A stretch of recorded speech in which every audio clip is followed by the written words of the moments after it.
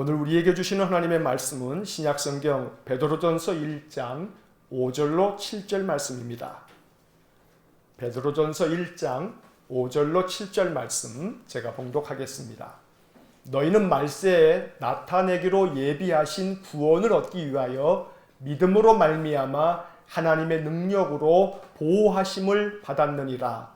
그러므로 너희가 이제 여러 가지 시험으로 말미암아 잠깐 근심하게 되지 않을 수 없으나 오히려 크게 기뻐하는도다. 너희 믿음의 확실함은 불로 연단하여도 없어질 금보다 더 귀하여 예수 그리스도께서 나타나실 때에 칭찬과 영광과 존귀를 얻게 할 것이니라. 아멘.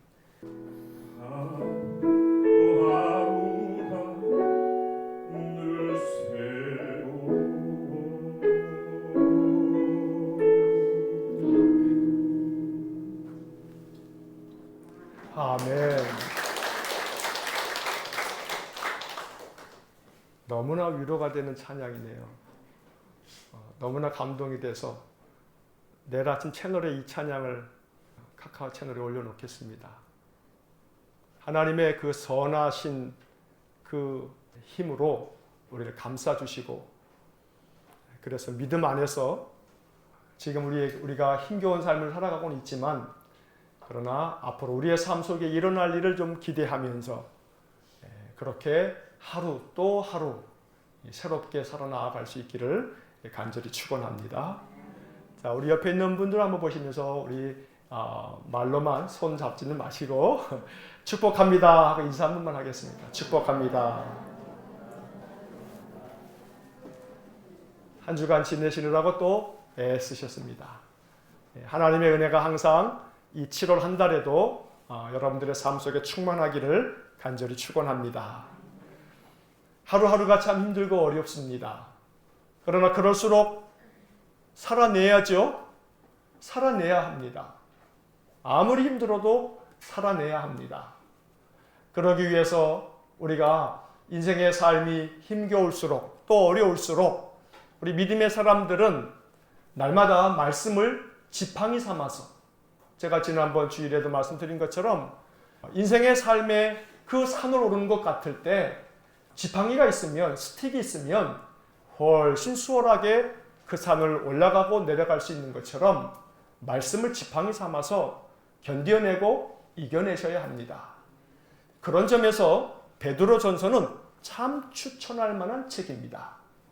마침 7월달에 우리 7월달, 8월달 매일 성경 본문이 베드로전서하고 그 다음에 이제 이사야서를 우리가 이번 주 금요일 이후서부터는 시작이 될 텐데, 이 베드로전서는 인생의 삶의 어려움들이 많을 때 성도들이 꼭 읽어야 할 좋은 처방전이 되는 말씀입니다.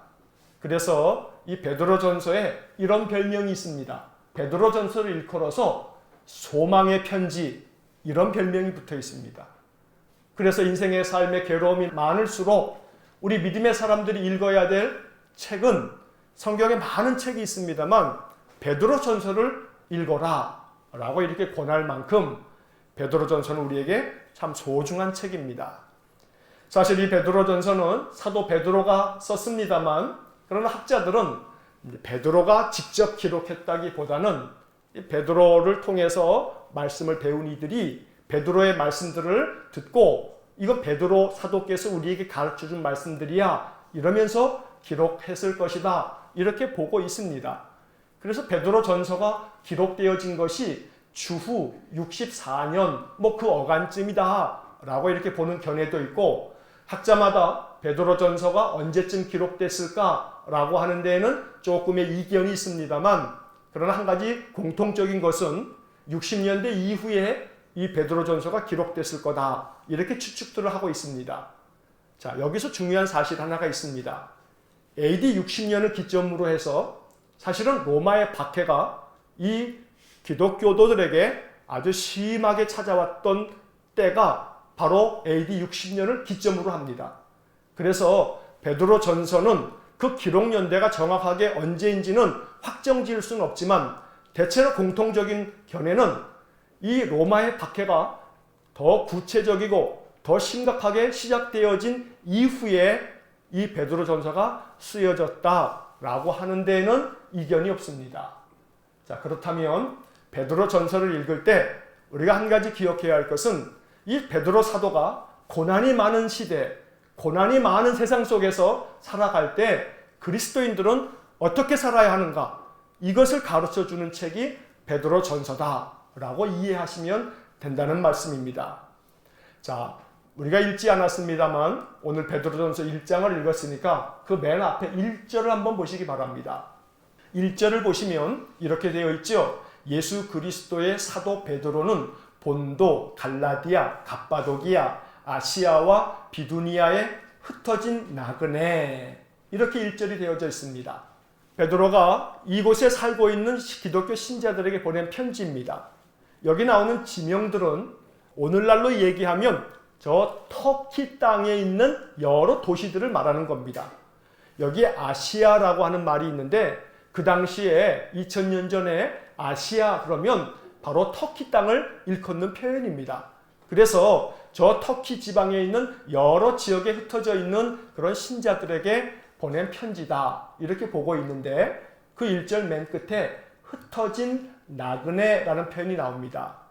베드로 사도는 우리 그리스도인들에게 인생이라고 하는 것은 나그네다라고 하는 말씀을 아주 매우 여러 번 가르쳐 줍니다.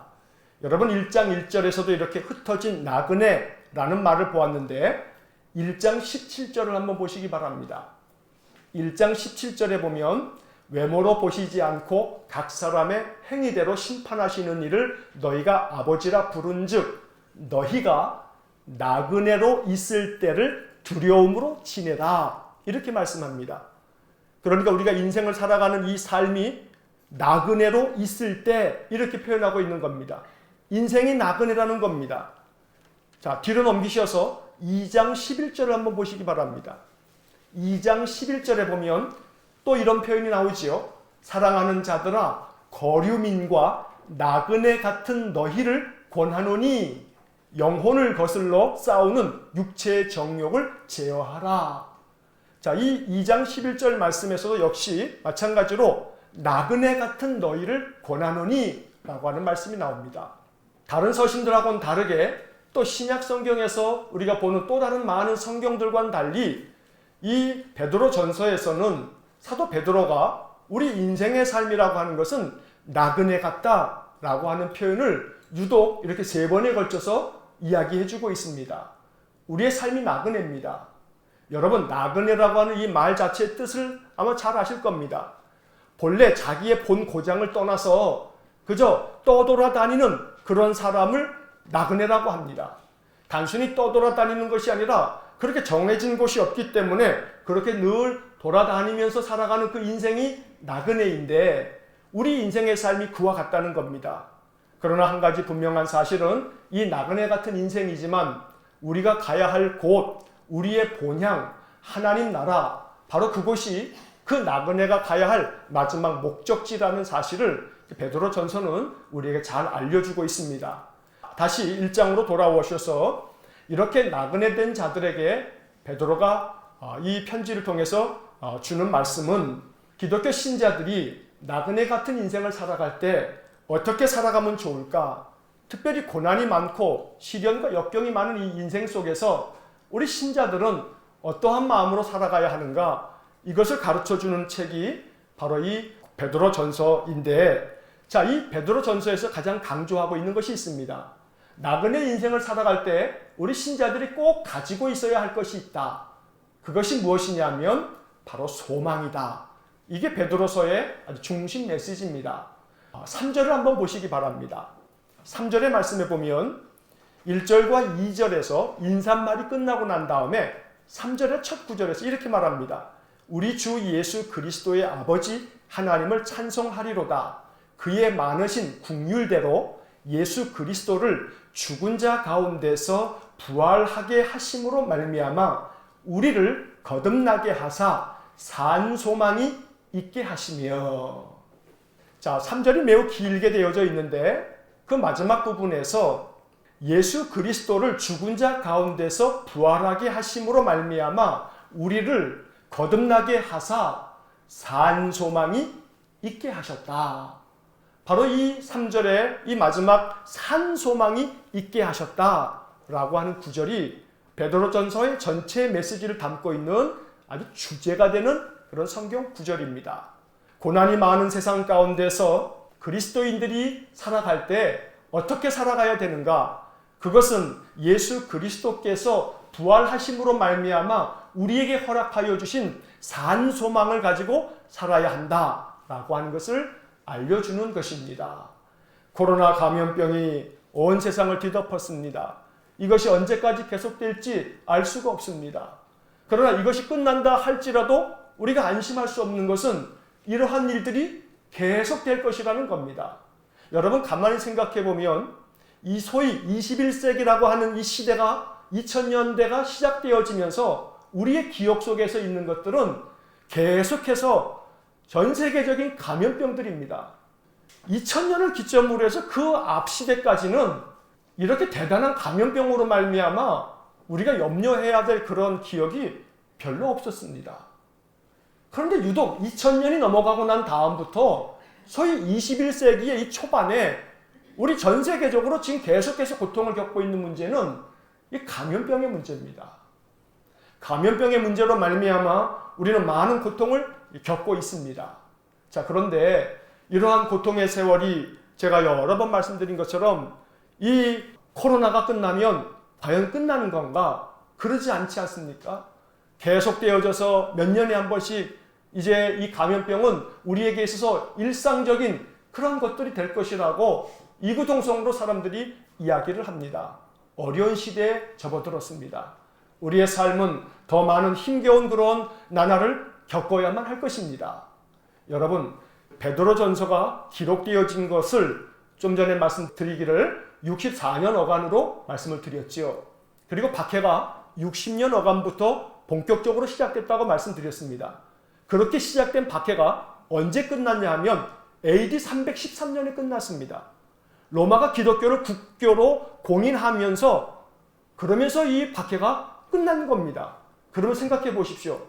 AD 60년에 네로 황제로부터 시작되었던 박해가 313년에 콘스탄틴 황제로 말미암아 이제 끝나게 될 때까지 그게 몇 년인지 아십니까? 거의 250년입니다. 250년이라고 하는 세월 동안에 기독교 신자들은 말할 수 없는 참혹한 박해기를 거쳐야만 했던 겁니다.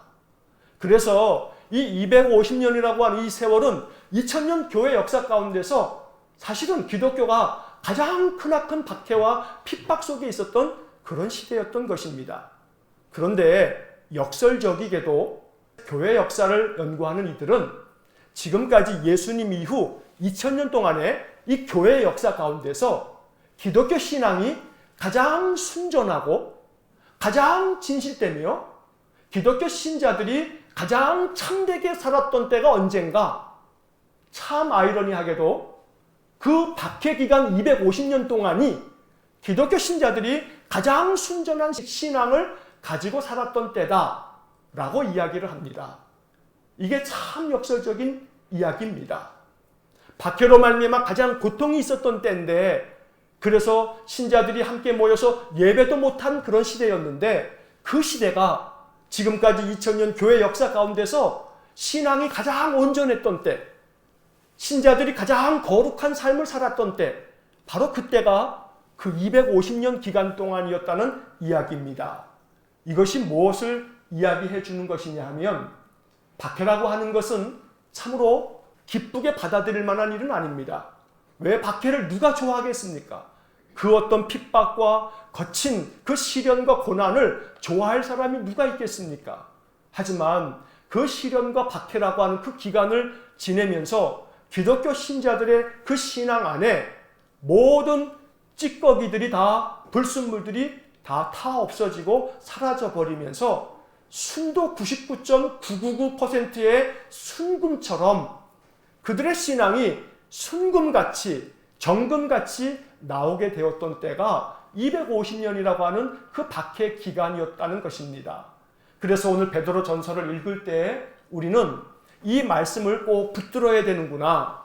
코로나 감염병이 1년이든 2년이든 끝난다 할지라도 이제 앞으로 또 계속해서 얼마나 더 우리의 인생의 삶의 괴로움이 많을지 알 수 없는데 이 250년이라고 하는 박해 기간 동안에 신자들이 마음 가운데 붙잡고 살았던 대단히 중요한 책 하나가 있는데 그게 베드로 전서입니다. 250년 동안 동굴 속에 들어가고 굴을 파가지고 카타콤이라고 하는 곳에 들어가서 신자들이 그렇게 살아가는 동안에 그들의 마음 가운데 단단히 붙잡고 살았던 그 성경이 바로 베드로 전서라는 겁니다. 왜냐하면 여러분 베드로 전서가 5장까지 되어져 있는 길지 않은 책입니다. 그런데 이제 오늘 설교를 듣고 나신 이후에 이번 한 주간 동안에 베드로 전서를 꼭 한번 천천히 읽어가 보시기 바랍니다. 그리고 꼭 권면합니다. 앞으로 살아가는 삶은요, 사실 녹록지 않습니다. 힘이 들 겁니다. 더 힘이 들면 힘이 들었지 결코 우리의 삶이 이젠 됐다 싶은 나날이 아닐 겁니다. 그럴 때 2000년 전에 기독교 신자들이 250년 동안에 그 참혹한 고난의 때를 살아가면서 베드로 전서를 단단히 붙잡고 살았던 것처럼 앞으로 여러분들이 살아가는 삶 속에서 베드로 전서를 꼭 붙잡으셔야 합니다. 베드로 전서의 말씀들을 구절구절을 음미하시면서 이 말씀을 여러분들의 양손에 붙잡는 등산할 때 스틱처럼 이 베드로 전서를 붙잡으셔야 됩니다. 그럴 때 우리의 삶에 오늘 이 3절이 말씀하고 있는 것처럼 산 소망을 가지고 살아갈 수 있도록 하나님 은혜 주실 겁니다. 베드로 전서가 그런 가치가 있습니다. 그만큼 소중한 책이 베드로 전서입니다. 자, 오늘 우리가 읽은 본문은 5절부터 7절까지의 말씀을 읽었습니다. 주님께서 부활하시면서 우리에게 주신 것은 산 소망입니다. 여기에 표현이 참 중요합니다. 소망이 있게 하셨다고 말하지 않고 그 앞에 하나의 단어가 있습니다. 산. 살아있는 소망을 우리에게 허락하신다는 겁니다. 그냥 소망이 아닙니다. 우리의 소망이 그저 박제되어진 것처럼 죽어있는 소망이 아니라 살아있는 소망. 날마다 새롭게 꿈틀거리는 그런 산 소망이 있도록 하나님께서 우리에게 은혜를 주실 것이라고 베드로 사도는 말씀합니다. 자, 그런데 이어지는 5절부터 7절까지 오늘 읽은 본문의 말씀을 보면 이 소망을 갖기 위해서 우리에게 필요한 것이 있는데 그게 바로 믿음이다. 믿음이 있어야 소망을 마음 가운데 받아들여서 내 것으로 삼을 수 있다라고 말씀하는 겁니다. 믿음으로 말미암아 우리들 안에 찾아오는 것이 있는데 그게 소망이다. 그렇기 때문에 오늘 읽은 5절, 6절, 7절의 말씀에서 확실한 믿음을 가지고 있으면 마음속의 소망이 살아있는 소망이 돼서 이제 지금 견디고 있는 이 모든 박해와 고난들을 넉넉히 이겨나갈 수 있을 거다라고 이야기하는 것이 베드로서의 초점입니다. 그래서 오늘 5절부터 7절까지의 말씀을 읽었습니다. 오늘 말씀을 읽으면서 7절의 말씀에 나오는 구절을 가지고 믿음의 확실함이라고 하는 이 구절을 오늘 설교의 제목으로 정해놓았습니다. 자, 5절부터 한번 보시겠습니다. 5절을 보시면 너희는 말세에 나타내기로 예비하신 구원을 얻기 위하여 믿음으로 말미암아 하나님의 능력으로 보호하심을 받았느니라. 자, 이 구절을 여러분 주보를 한번 펴보시기 바랍니다. 주보를 펴셔서 제가 새번역 성경과 공동번역 성경을 거기다 써놨습니다. 먼저 새번역 성경으로 5절 말씀을 한번 보시기 바랍니다. 하나님께서는 여러분의 믿음을 보시고 그의 능력으로 여러분을 보호해 주시며 마지막 때에 나타나기로 되어 있는 구원을 얻게 해 주십니다. 자, 밑에 있는 공동번역 성경으로 5절을 읽겠습니다. 하느님께서는 여러분의 믿음을 보시고 당신의 힘으로 여러분을 보호해 주시며 마지막 때에 나타나기로 되어 있는 구원을 얻게 하여 주십니다. 자, 이제 의미가 여러분의 마음속에 선명하게 아마 깨달아질 것입니다. 하나님께서 뭘 보십니까? 우리의 믿음을 보십니다. 자, 우리의 믿음을 보시고 우리를 보호해 주십니다. 하나님의 능력으로 우리를 보호해 주십니다. 여기에 여러분을 보호해 주시며 라는 구절이 초대교회 성도들에게 이 베드로 전서를 가지고 살았던 그 초대교회 신자들에게 이게 생명의 약속이 되었던 것입니다. 하나님께서 하나님의 그 힘으로 여러분들을 보호해 주실 것이다 라고 말씀하는 것입니다. 이것이 믿음으로 다가와져야지만 이 말씀 때문에 소망이 생기는 것입니다. 그러므로 오늘 이 5절의 말씀을 믿음으로 말미암아 하나님의 능력으로 보호하심을 받았느니라. 이 개역개정 성경의 말씀처럼 믿음으로 말미암아 결국 우리에게 믿음이 있으면 그 믿음으로 말미암아 하나님께서 하나님의 능력으로 우리를 보호해 주신다라고 하는 것이 마음에 믿어지기 때문에 그 어떤 시련도 역경도 능히 견디고 이겨낼 수 있다고 베드로가 말씀하고 있는 것입니다. 저와 여러분들의 삶 속에 믿음이 더욱 충만해져서 믿음이 더욱 확실해져서 하나님께서 그 능력으로 우리를 보호해 주실 것이라 라고 하는 그런 믿음의 소망이 생겨지기를 간절히 축원합니다. 하나님께서 보호해 주실 것입니다. 하나님이 그 능력을 우리에게 베풀어 주실 겁니다. 그래서 우리의 인생의 삶에 어떠한 고난과 시련이 있다 할지라도 우리는 하나님의 보호하심 아래 우리 주님 오실 때까지 우리의 삶을 잘 감당할 수 있을 줄로 믿습니다. 오늘 이 5절의 말씀이 우리의 기도가 될 수 있기를 간절히 축원합니다. 하나님의 능력으로 보호하심을 받게 해주십시오. 하나님 능력으로 우리를 보호해 주십시오. 우리의 직장과 우리의 생업의 터전을 보호해 주십시오. 내 인생의 모든 삶을 보호해 주십시오. 보호하심의 은혜가 우리들의 삶 속에 충만하기를 간절히 축원합니다. 6절의 말씀을 보시겠습니다. 6절에 우리가 가진 개역성경을 보시면 그러므로 너희가 이제 여러 가지 시험으로 말미암아 잠깐 근심하게 되지 않을 수 없으나 오히려 크게 기뻐하는도다. 자, 다시 주보를 한번 보셔서 세번역 성경의 6절을 한번 보시겠습니다. 6절을 보시면 그러므로 여러분이 지금 잠시 동안 여러 가지 시련 속에서 어쩔 수 없이 슬픔을 당하게 되었다 하더라도 기뻐하십시오. 자, 밑에 공동번역을 한번 보겠습니다. 6절. 그러므로 기뻐하십시오. 여러분이 지금 얼마 동안은 갖가지 시련을 겪으면서 슬퍼할 수밖에 없겠지만 여러분들의 삶 속에 갖가지 시련을 겪으면서 슬퍼할 수밖에 없지만 이 여러 가지 시련 속에서 어쩔 수 없이 슬픔을 당하게 되었다 하더라도 어떻게 하라고요? 기뻐하라고 말씀합니다.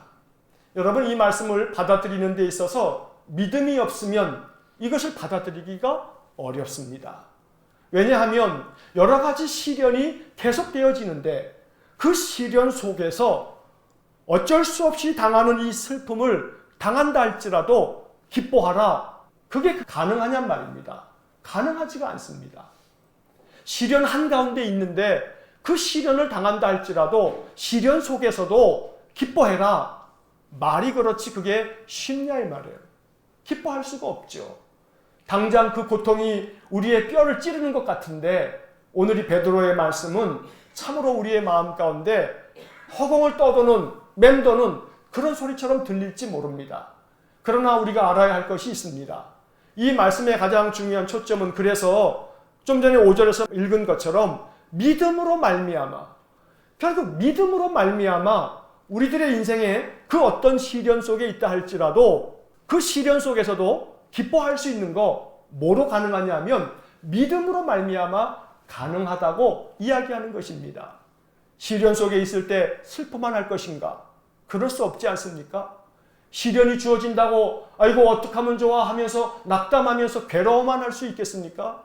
그러면 그 괴로움의 그 삶의 환경 자체를 우리가 바꿀 수 없다면 그런 환경 속에서 내가 어떤 마음을 가지고 살아가야 하는가, 이것이 중요할 텐데 오늘 베드로는 믿음으로 말미암아 하나님의 능력으로 보호하심을 받을 테니까 그런 어떠한 시련 속에서도 마음 가운데 기쁨을 가지고 하나님을 바라보라고 말씀하고 있는 것입니다.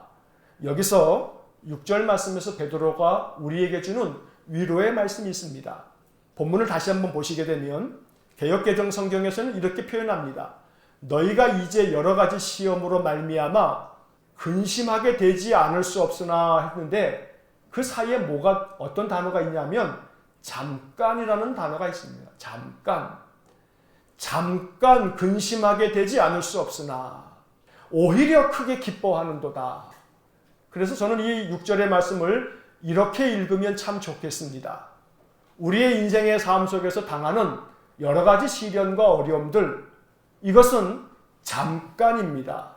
세번역 성경은 지금 잠시 동안이라고 말씀하고 있습니다. 안타깝게도 제가 서두에서 말씀드린 것처럼 2000년 전에 그 베드로 전서를 가지고 있었던 성도들은 그 잠깐이라고 얘기했던 그 세월이 얼마였냐면 250년가량이 되었습니다. 그러면 어쩌면 우리들의 마음속에 아이고 이건 속임수네, 잠깐이라고 해놓고 250년 동안의 박해가 있었다고? 그러면 베드로서의 이 이야기는 참 거짓말 아닌가 생각할 수 있습니다. 그러나 이 말씀을 어떻게 바라보느냐의 관점에 따라 달라집니다. 우리의 인생의 삶에 겪는 이 시련과 역경들, 어떤 점에서 우리의 인생의 삶 자체가 잠깐입니다. 우리의 인생의 삶 자체가 잠깐입니다. 성경은 여러 곳에서 이렇게 얘기합니다. 우리의 인생의 삶을 뭐와 같다고 얘기합니까? 아침 안개와 같다고 이야기합니다. 그저 들에 피는 꽃과 같다고 이야기합니다. 잠시 있다가 사라지는 것이 인생이라고 이야기합니다. 우리는 압니다.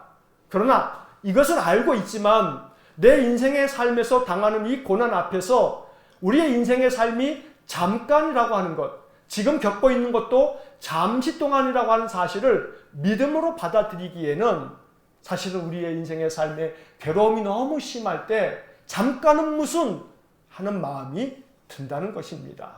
그래서 이 본문을 읽을 때 우리에게 필요한 것이 있습니다. 바로 그것이 7절의 말씀입니다. 5절과 6절의 말씀을 우리가 은혜 가운데 받아들일 수 있기 위해서 반드시 7절을 꼭 함께 읽어야 됩니다.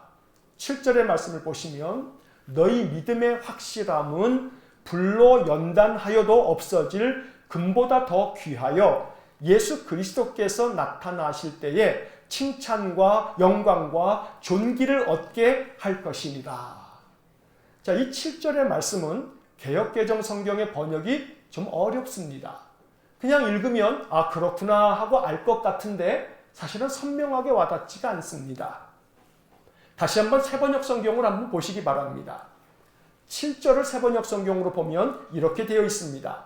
하나님께서는 여러분의 믿음을 단련하셔서 불로 단련하지만 결코 없어지고 마는 금보다 더 귀한 것이 되게 하시며 예수 그리스도께서 나타나실 때에 여러분에게 칭찬과 영광과 존귀를 얻게 해 주십니다. 공동번역으로 다시 한번 읽겠습니다. 7절을 보겠습니다. 그것은 여러분의 믿음을 순수하게 만들기 위한 것입니다. 결국 없어지고 말 황금도 불로 단련을 받습니다. 그러므로 황금보다 훨씬 더 귀한 여러분의 믿음은 많은 단련을 받아 순수한 것이 되어 예수 그리스도께서 나타나시는 날에 칭찬과 영광과 영예를 차지하게 될 것입니다. 7절의 말씀은 공동번역 성경으로 읽는 게 참 좋습니다. 이 공동번역 성경은 개역 성경과는 달리 이 7절의 말씀의 의미를 잘 해석해주고 있습니다. 특별히 7절을 시작하면서 공동번역은 그것은 이라고 하는 지시대명사를 사용하고 있습니다. 이게 참 좋은 번역입니다. 그것은 이라고 했습니다. 그러면 그것이 뭡니까? 그것이라고 하는 것은 6절에서 얘기하고 있는 것처럼 너희가 이제 여러 가지 시험으로 말미암아 잠깐 근심하게 되지 않을 수 없으나 오히려 크게 기뻐하는도다. 그것은 다시 말해서 6절에서 얘기한 여러 가지 그 시험. 그런데 세번역 성경과 공동번역 성경은 둘 다 똑같이 개역개정은 시험이라고 번역했는데 이 세번역과 공동번역은 어떤 단어를 사용하고 있냐면 시련이라는 단어를 사용합니다. 시련의 련자가 의미가 있습니다. 그래서 공동번역 성경을 번역하는 이들은 이 시련이라고 하는 말을 번역을 그렇게 해놓고 7절 말씀의 번역을 통해서 이렇게 다시 한번 반복하는 것입니다. 그것은 여러 가지 그러한 시련들은 여러분의 믿음을 순수하게 만들기 위한 것입니다. 시련의 목적, 시련이 있는 이유, 이것을 얘기해주고 있는 겁니다. 시련의 이유가 있습니다. 시련의 목적이 있습니다. 베드로는 이렇게 하나님께로부터 계시를 받아서 말씀해주고 있습니다. 그런 여러 가지 시련은 여러분의 믿음을 순수하게 만들기 위한 것입니다. 신앙이 순수해지기 위해서 여러 가지 시련을 주시는 것이라고 베드로가 말씀하고 있는 것입니다. 저는 이번 한 주간 동안에 베드로 전서를 지금 묵상하면서 이런 마음이 더 마음 가운데 깊이 다가왔습니다. 베드로 전서의 이 본문의 말씀, 특별히 지금 7절의 말씀을 읽으면서 어떤 생각이 드냐 하면 코로나 감염병으로 말미암아 온 세상이 정말 쑥대밭이 돼가고 있습니다. 특히나 모든 사회 영역이 다 마찬가지겠습니다만 교회도 마찬가지입니다. 교회도 예외가 아닙니다. 그런데 한 가지 중요한 사실은 이 코로나 감염병으로 말미암아 세상의 모든 삶의 질서는 분명히 달라질 것입니다. 세상의 모든 삶의 방식들도 달라질 것입니다. 또 한 가지 중요한 사실은 우리가 가지고 있는 이 신앙, 이 기독교라고 하는 종교의 양태도 아마 많이 달라질 것입니다. 그런데 여기서 우리가 한 가지 기억할 것은 이러한 모든 시련과 이런 모든 역경들을 거치면서 하나님께서 이 땅에 있는 모든 교회들의 거품을 다 제거해 버릴 겁니다. 거품이 다 사라져 가도록 만들어 버릴 겁니다. 한 예를 들자면 안타까운 이야기입니다만 코로나19 감염병으로 말미암아 힘들어졌습니다. 다 힘들죠. 안 힘든 영역이 어디 있습니까? 교회도 힘들어졌습니다. 그런데 한 가지 단적인 예를 들자면 여러분 익히 제가 여러 번 말씀도 드리긴 했습니다만 한국교회가 70년대, 80년대 또 90년대까지를 거치면서 7, 80년대 이 우리나라의 도시화와 함께 한국교회는 굉장히 폭발적인 성장을 이루었습니다. 어마어마하게 성장했습니다. 그래서 90년대까지 그 성장의 기운이 한국교회를 지탱했습니다. 전 세계 교회에 한국교회만큼의 성장을 보인 교회가 없습니다. 그러면서 너나 할 것 없이 한국교회가 지향했던 게 뭐냐면 건축입니다. 예배당 건축입니다. 죄다 할 거 없이 예배당 건축해야 교회가 성장한다고 하는 그런 잘못된 신화 가운데 빠져 있었습니다. 옛날에 제가 그런 말씀도 한번 드린 적이 있습니다. 저희가 이렇게 창립하고 난 다음에 이제 창립 예배를 드리고 나서 그 어간쯤 됐습니다. 우리 시차례 임원들이 우리 교회를 방문을 했습니다. 그래서 여러 가지 교회 현황도 이야기를 나누면서 그 시차례 그 임원 되시는 한 목사님이 지금도 같은 시차례에 있습니다만 저한테 하시는 이야기가 있었습니다. 김 목사님, 교회를 참 아름답게 잘 단장하고 이렇게 됐으니 여러 가지 축복의 이야기를 하면서 근데 이런 이야기를 하는 겁니다. 그런데 말이요, 교회가 더 부흥하고 성장하려면 목사님 빨리 여기를 탈출해야 돼. 저는 지금도 기억합니다. 여기를 탈출해야 된다는 표현을 썼습니다. 그게 뭔 소린가 하고서 이야기를 듣자 하니까 삼각교회에서는 교회가 더 부흥할 수가 없어. 내가 해보니까 결국은 교회가 예배당 건물 짓고서 반듯하게 크게 져야 그래야 신자들이 오지 삼각교회에서는 목사님 앞으로 목회해보면 알겠지만 교회가 성장할 수가 없어. 그런 이야기를 해주고 가더라고요. 참 마음에 덕담까지는 좋았습니다만 아이고 왜 저러나 하는 마음이 들었습니다. 예전에 제가 한번 그런 말씀 드렸습니다만 제가 알고 있는 저 연신내 어떤 한 큰 교회가 있습니다. 우리 교단 교회인데 예배당 건물 아주 크게 졌습니다. 불광동에 있을 때 목사님과 함께 부교육자들이 그 교회를 한번 방문했습니다.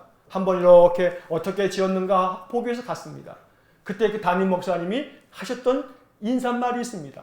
목사님, 우리는 요즘에 건물이 전도합니다. 그래요.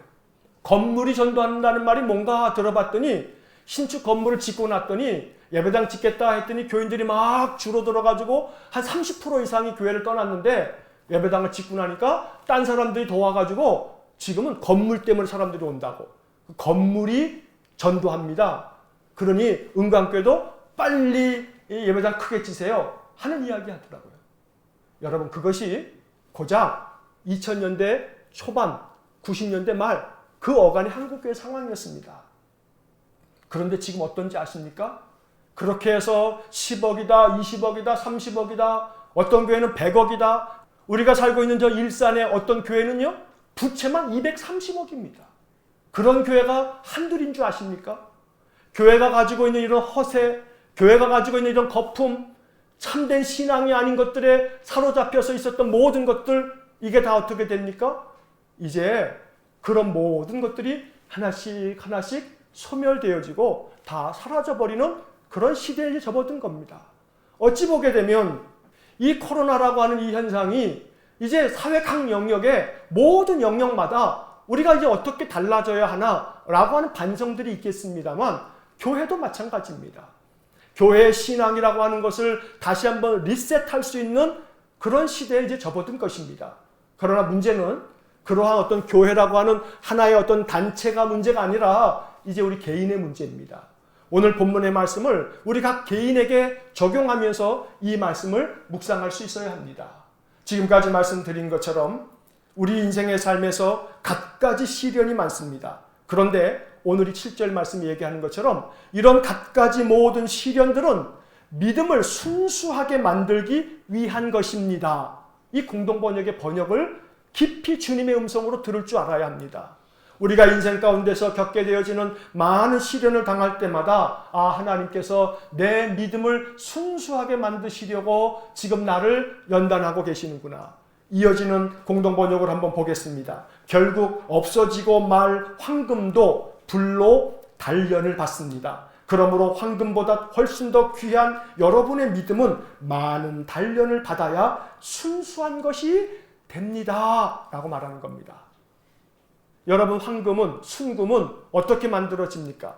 불 속에 집어넣어서 그 모든 찌꺼기들을 다 태워버려야, 그래야 순도 99.99%의 정금이 나오는 거 아니겠습니까?